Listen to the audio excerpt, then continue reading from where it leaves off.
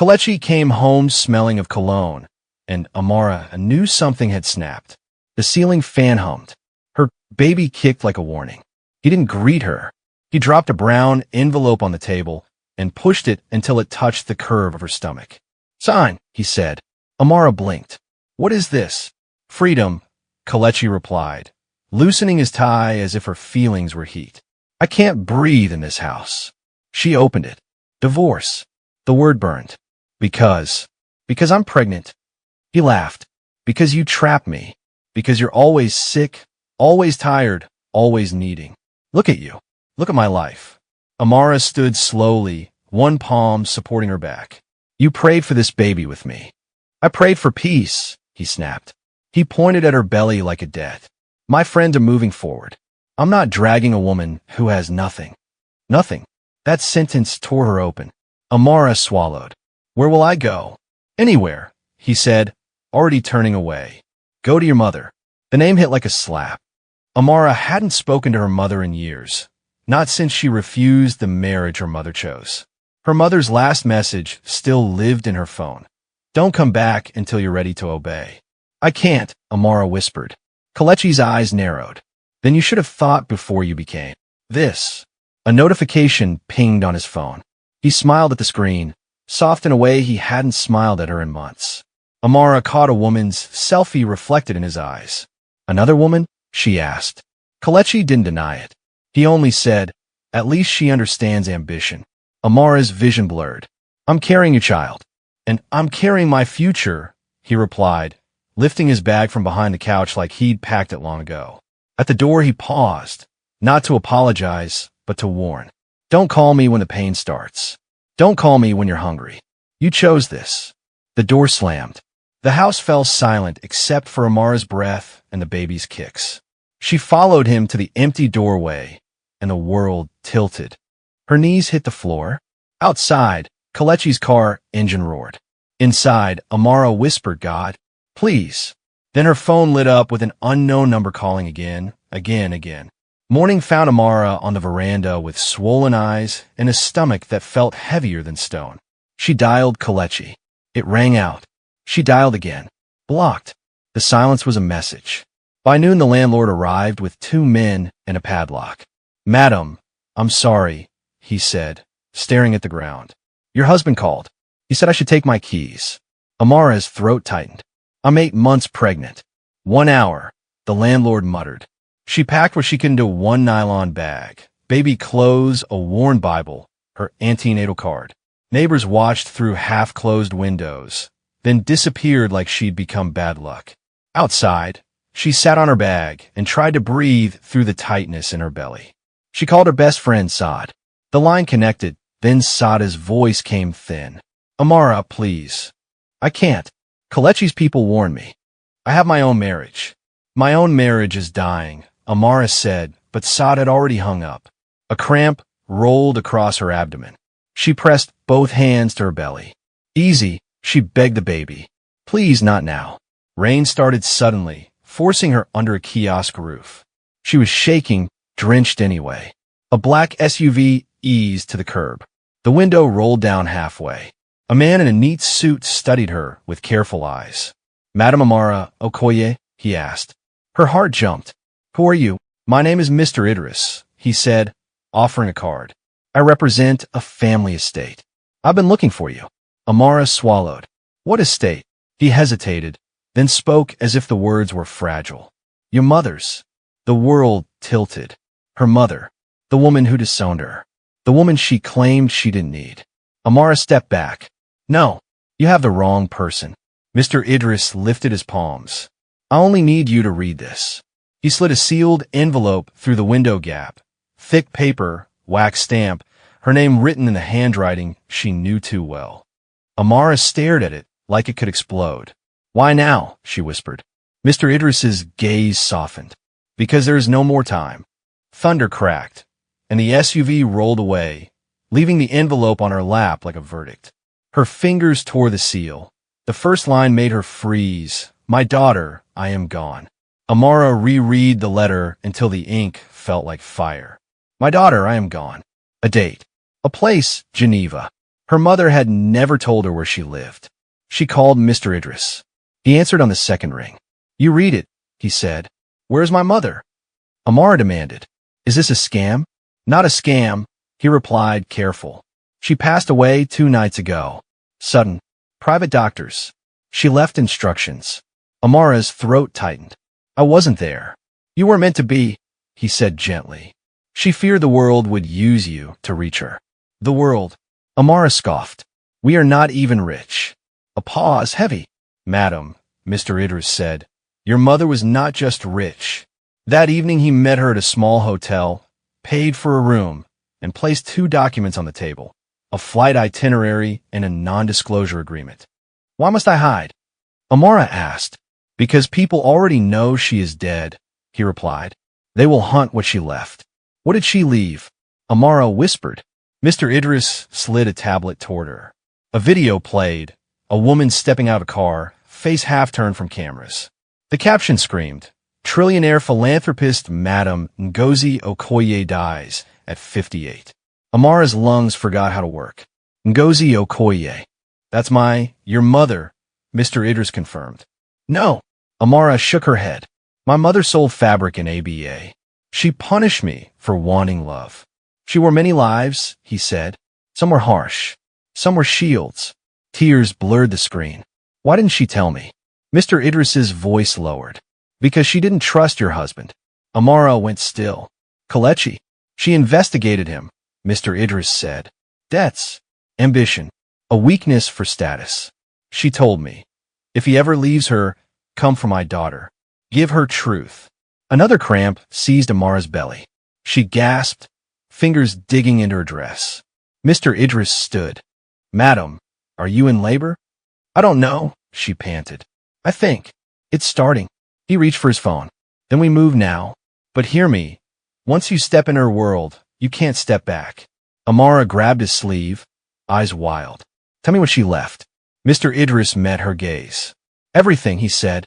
Behind them, the hotel TV repeated her mother's death and Amara's name. Amara's labor stopped after hours of false pains, and the doctor warned her to avoid stress. Mr. Idris obeyed, but his eyes stayed urgent, like danger was already walking toward the door. 2 days later, he returned with a small metal briefcase and a second man, older, gray-bearded, wearing quiet authority. "This is Dr. Mensah," Mr. Idris said. "Family trustee." Dr. Mensah didn't sit until Amara sat. "Madam Amara Okoye," he began, "your mother's passing has activated a succession protocol. There is no dispute. You are the sole beneficiary." Amara forced a laugh. "Beneficiary of what? A shop? A house?" Dr. Mensah slid a single sheet across the table. Numbers, commas, currencies. Her eyes refused to understand.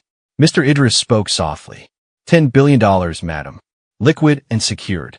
More assets outside that. Amara stared until the digits swam. "You're joking." "No," Dr. Mensah said. "Your mother owned holdings through layers of companies. Banks, real estate, port logistics, energy. Her public face was philanthropy. Her private face was power." Amara's hands shook. "Why would she hide this from me?" "Because wealth invites wolves," Dr. Mensah replied. "And she wanted you to live as a person, not a trophy." Amara's phone buzzed. Unknown number. She ignored it. It buzzed again, then a headline link arrived from a gossip blog. "Billionaire Ngozi Okoye dead. Secret daughter rumored." Her mouth went dry. "They already know. They suspect," Mr. Idris corrected. "And suspicion is enough." Dr. Mensah opened the briefcase. Inside were passports, a new SIM, cash, and a small black card. "This card opens doors," he said. "But first, you must decide who you are." Amara swallowed. "I'm a pregnant woman who was thrown away." Dr. Mensah's gaze stayed hard. "Then become a mother who cannot be thrown away again." A knock sounded at the hotel door. Mr. Idris stiffened. "No one should be here." Another knock, harder. Mr. Idris checked the peephole, then stepped back, face drained. "Madam," he whispered, "they found you." Dr. Mensah rose, calm as a knife. "Pack nothing," he ordered. "Take the card. Take your life." Outside, a voice called, "Open up." We have questions about Ngozi Okoye. Amara clutched her belly, eyes wide, and understood. The money wasn't arriving like a gift. It was arriving like war. Today, they left through the service stairs and a back gate, heads down, moving like ordinary people with extraordinary secrets. A different car waited. In the rearview mirror, Amara saw the hotel entrance filling with men and cameras, and she felt fear bite. Money could attract violence. Dr. Mensah took her to a clinic in Lekki under a false name. Nurses called her Madam Z. Security stood outside. At night, Amara lay awake, listening to radios beyond her door, wondering how her life had become a hostage situation. Your mother planned for this, Mr. Idris assured her. She built safe rooms for storms. Amara stared at the ceiling. Then why do I feel alone? The next week, Dr. Mensah brought a laptop and files. You will sign nothing without me, he said. You will speak to no press. You will learn. Learn what? Amara asked. How to stay alive, he replied. Every day became training. A lawyer explained trusts and boards in plain words. A therapist helped her breathe through the waves of anger that rose like heat. A nutritionist fed her body as if she was building a nation, not a baby. Amara hated the schedules, the rules, the way everyone treated her like an asset. Then she remembered Kelechi's sentence. You have nothing. So she started paying attention. On the third day, her new phone buzzed. A message from an unknown number. I heard you're begging people. Shame. Her chest tightened. Kelechi. Even absent, he still wanted her small. Mr. Idris offered to block the number. Amara shook her head. Let him talk, she whispered. Let her believe it. That night, she opened her mother's final letter, the longer one Mr. Idris had kept until now. It wasn't angry. It was tired. I wanted you to choose love, it read, but I wanted you to choose yourself more. If he leaves, do not chase. Build. Protect your child. Do not become bitter. Become unmovable. Amara pressed the page to her lips, tears spilling silently. I'm sorry, Mama, she breathed. Across town, Kelechi posted a picture with his new girlfriend, smiling like victory. The caption read, New Season. Amara looked at the screen and finally smiled back, without warmth. Then she typed one sentence she didn't send. You have no idea. Labor returned in the night, sharp and certain. Amara gripped the bedsheet and tried not to scream, because screaming felt like giving Kelechi proof she had broken. The nurses moved fast, calm, calling her Madam Z like it was armor. Breathe, the midwife said. One more push. Amara pushed until the room blurred. Then a cry sliced the air, small, furious, alive. A baby girl, dark-skinned, full lips, stubborn eyebrows, already forming an opinion. Amara sobbed, laughing through tears. Hi, she whispered. Hi, my love. Dr. Mensah appeared at the door, not smiling, but softened. Congratulations, he said. Now we protect her. A birth certificate arrived with a new surname, Okoye. Amara stared at it. My mother's name, she said. Yes, Mr. Idris replied. Your mother left instructions. Legacy carries safety. Amara touched her daughter's tiny fist. What do I call her? She thought of the woman she had loved and hated. She thought of the letter that said, I am gone. She swallowed. Ngozi, she decided. Ngozi Okoye. For 1 hour, she let herself feel peace. Then her phone buzzed. Unknown number. A picture message loaded. Kelechi in a new apartment, champagne raised, his girlfriend pressed to his side. The caption read, Finally free. Amara's chest tightened with memory. She turned the phone face down. Do you want me to erase it? Mr. Idris asked. No, Amara said, voice steady. Let him celebrate. Days passed. The clinic kept her hidden, but the internet did not. Articles multiplied. Who inherits Ngozi Okoye's empire? Secret daughter? Secret child? Comment sections sharpened into knives. A journalist bribed staff. A man tried to enter with flowers and a camera. Security caught him, but the message was clear. The hunt had started.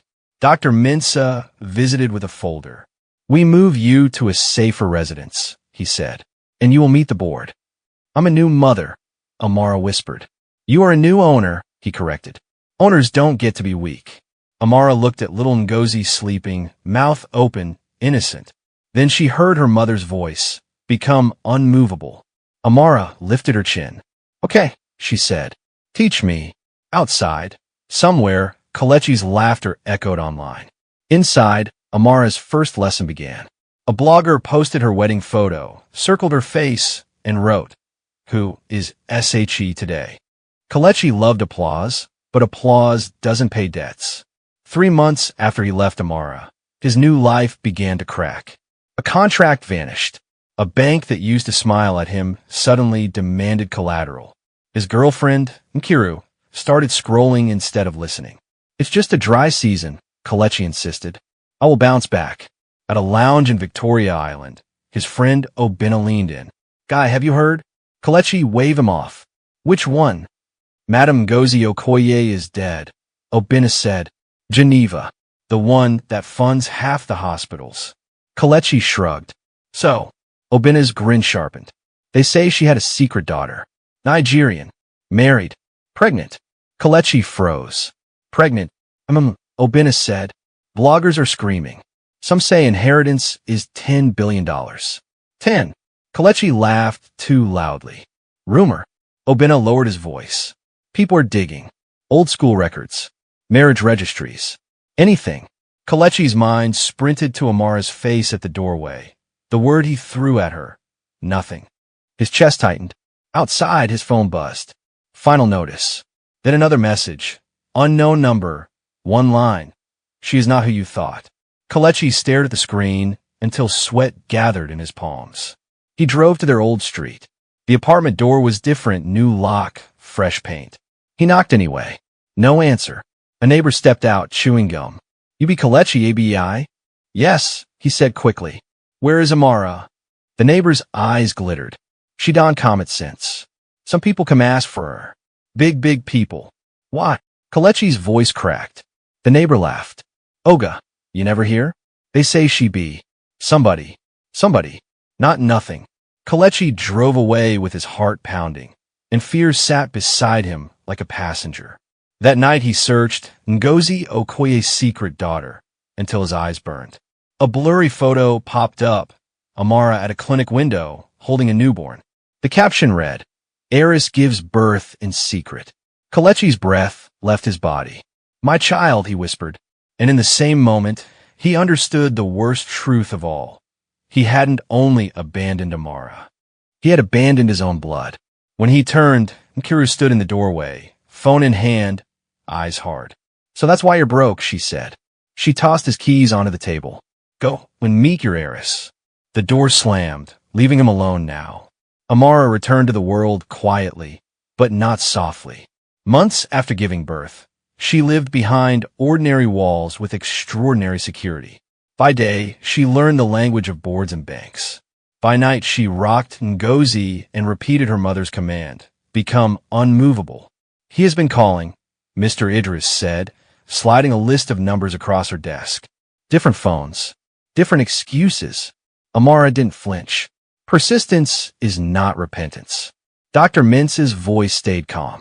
He may try the press. He may claim the child. Then let him come, Amara said. On our terms. A private lounge in Ikoyi was booked under a false name. Amara arrived in a simple cream dress, hair wrapped, no diamonds, only a thin chain with her mother's initials. Kalechi was already there, pacing. When he saw her, he stopped like his body forgot how to lie. Amara, he breathed. You're alive. She sat. You sound surprised. His eyes filled fast. I'm sorry. I made a mistake. You made a decision, she corrected. He rushed on. I was under pressure. My business was crashing. Please, let me come back. Let me take care of you. Let me take care of our child. Amara's face stayed still. You said, don't call you when the pain starts. Kalechi flinched. I didn't mean it. You meant it, she replied. You packed your bag before you spoke. He wiped his cheeks. I didn't know who you were. Amara leaned forward, voice low. And if I was still nothing? Silence swallowed him. Kalechi swallowed. I want to see my baby. Amara nodded once. Hope sparked in his eyes. Then she added, after you sign what my lawyers bring. And after you prove you deserve access. His hope trembled. Lawyers? Boundaries, Amara said politely. Kalechi reached across the table as if to touch her hand. Amara didn't move back. She simply didn't offer it. Outside, a camera shutter clicked. Amara's phone vibrated with one message from Mr. Idris. The board is watching. She looked at Kalechi and understood. This wasn't only heartbreak anymore. It was about control. And Kalechi had walked into a kingdom he didn't recognize. Kalechi's phone buzzed too. He glanced, went pale, and whispered, Amara. Someone says they're your mother's real son. Waiting outside, demanding to enter. Amara kept her gaze on Kalechi, because the real battle was sitting across from her, sweating into borrowed remorse. Amara, please, he began. Let's not do this like enemies. We have a child. We have a child, she corrected. You walked away from her before you met her. I was scared, he whispered. No, Amara said calmly. You were confident. Kalechi swallowed. So what do you want? Money. Amara lifted a finger, gentle, and the room abated. I don't want your money. She opened a folder and slid it toward him. Paternity acknowledgement. Child support agreement. Non-disparagement clause. Visitation plan. Supervised for 3 months. Kalechi stared. Supervised? You left while I was pregnant, Amara said.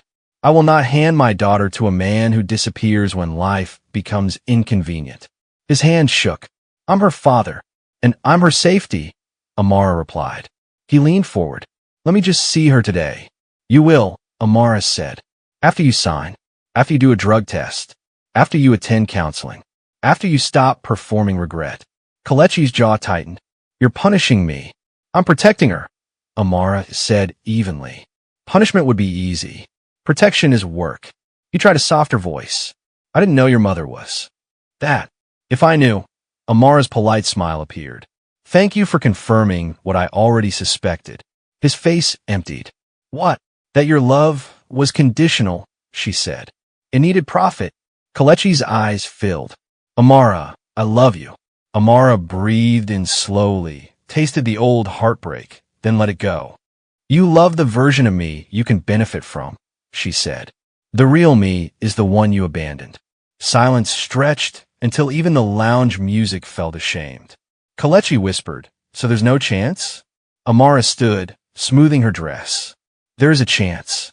Hope flickered. A chance for you to be a responsible father, she finished. Not my husband. Kalechi's lips trembled. Please. Amara picked up her bag. Sign the papers, she said softly. Or don't. Either way, my life continues.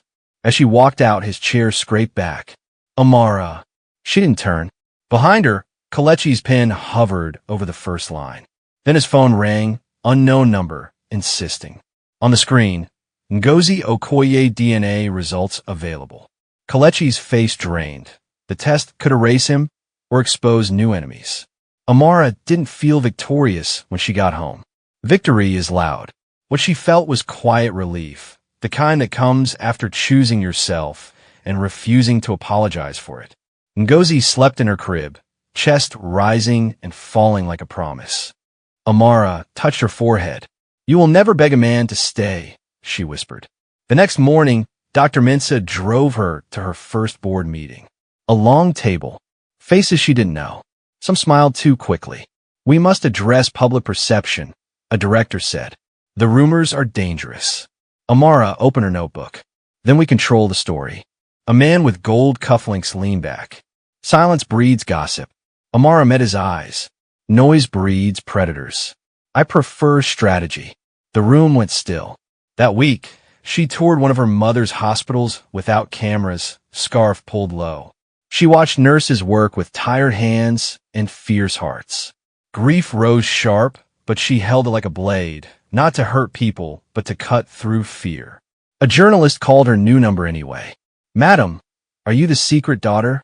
The voice asked, hungry. Amara replied, I'm a mother, and ended the call. Kalechi signed the papers 2 days later. He passed the drug test. He booked counseling. He tried to speak to Amara after, but security guided him away like a stranger. At home, he sent messages. I miss you. I miss our family. I can change. Amara read them once, then muted him. Weeks turned into months. Amara hired women who had been ignored, promoted people who worked, fired men who threatened, and learned that kindness could be ruthless when it protected the vulnerable. Money stopped feeling like a miracle and started feeling like responsibility. One night, she stood on her balcony with Ngozi on her hip, watching Lagos lights glitter. Down below, a car slowed. A familiar voice called from the gate, soft and desperate. "Amara, please, just 5 minutes." Amara didn't move. Ngozi stirred, eyes opening, and the baby's gaze went straight toward the sound, as if she recognized the blood. Amara's heart squeezed, and for the first time, her hardest decision wasn't about Kelechi. It was about the child who might someday want him anyway. Behind Kelechi, another car waited, engine idling, watching them. 5 years changed everything. Ngozi grew into a bright-eyed child with Amara's stubborn chin and Kelechi's dimple, an unfair reminder of a man Amara refused to hate, because hatred would live in her home. Amara's name became public, but controlled. A foundation launch, a careful interview, no loud inheritance numbers. Kelechi saw Ngozi twice a month at first, then unsupervised when he proved consistency. He brought books, toys, small apologies wrapped in gifts. He never stopped looking at Amara like a second chance. One evening, Ngozi climbed onto Amara's lap with a drawing. A stick figure woman, a small girl, and a taller stick figure beside them. "Mummy," she said, "is that my daddy?" Amara's throat tightened. "Yes." Ngozi's eyes searched her face. "Why doesn't he live here?" Amara breathed slowly. "Sometimes adults make choices that hurt people," she said gently. "Your daddy made a choice that hurt me. But you're not the hurt. You are the gift." Ngozi frowned. "Did I do something bad?" "No," Amara said, hugging her. "Never." Ngozi's small voice trembled. "Will he leave me too?" Amara felt an old ache and refused to pass it down. "Not if I can help it," she promised. "And not if he chooses better." That night, Kelechi dropped Ngozi off and lingered by the gate. "She asked about me," he said, hopeful. "She asked why you don't live here," Amara replied. Kelechi swallowed. "Tell her I'm trying." Amara's eyes stayed calm. "Trying to be her father, or try to return my life?" He looked away. "I've changed," Kelechi whispered. "I lost everything before I learned what matters." Amara nodded once. "Good. Keep learning." He stepped closer. "Amara, can we talk, just the two of us?" "We are talking," she said, "and my answer is still the same." Kelechi's face tightened. "So I'm forever punished." "You're not punished," Amara said softly. "You're simply not chosen." Kelechi's shoulders sagged. "Then why do I feel like I'm dying?" Amara looked past him toward the street, where the same unfamiliar car idled again, headlights off. Ngozi's drawing slipped from Amara's hand. On the paper, the tall stick figure held a knife. Amara's phone buzzed. Security alert. Dr. Mintz's text followed. "That car belongs to your mother's former partner. Do not sleep tonight again." Amara didn't sleep. She sat in the nursery chair while Ngozi breathed, and security moved outside like shadows. Dr. Mintza arrived, face tight. "Your mother had a former partner," he said. "He wanted control. Now he smells an opening." "I'm not an opening," Amara replied. By midday, the unfamiliar car returned at her office. A man stepped out, smiling like a threat. He requested a meeting as family. Amara agreed. In a conference room, he introduced himself as Chike Zenwa, former business partner of Madame Ngozi Okoye. "Your mother and I built an empire," he said. "I deserve a seat." "You deserve nothing," Amara answered. Chike's smile stayed. "You're young. You will make mistakes. Let an older hand guide you." Amara slid a file across the table. "My mother kept evidence." Chike opened it. Court filings, recorded calls, offshore transfers, a signature he couldn't deny. Amara leaned in. "You followed me. You threatened my home. Do it again, and this goes to Interpol, the FCC, and every journalist you think you can buy." Chike's throat worked. "You wouldn't." Amara's voice stayed calm. "I'm my mother's daughter." He stood abruptly, anger flashing. "And your husband? He left you. He will betray you again." Amara smiled. "He already did. That's why he has no access to my life. Only to his child, with limits." As if summoned, Kelechi appeared at the doorway, escorted by security. He'd come to beg again, but he stopped when he saw Chike. Amara turned to Kelechi. You wanted 5 minutes, she said. Here is the truth. She faced them both. A man who abandons a woman in her weakest moment doesn't get to return when she becomes strong. And a man who thinks power belongs to him because he's older doesn't get to steal it from a mother. Kalechi's eyes watered. Chike's jaw tightened. Amara stood tall. Ngozi will know her father, she said, but she will be raised by a mother who chose peace over pleading. She walked out first. Months later, Ngozi ran through a hospital corridor in a tiny lab coat, laughing, while Amara signed funding for new maternity wards. Kalechi watched from a respectful distance, learning consequences. Amara looked up at her mother's portrait and whispered, I'm unmovable. Most times in life, choose self-respect. Karma finishes the story. Please hit the subscribe button for more interesting stories so you don't miss out.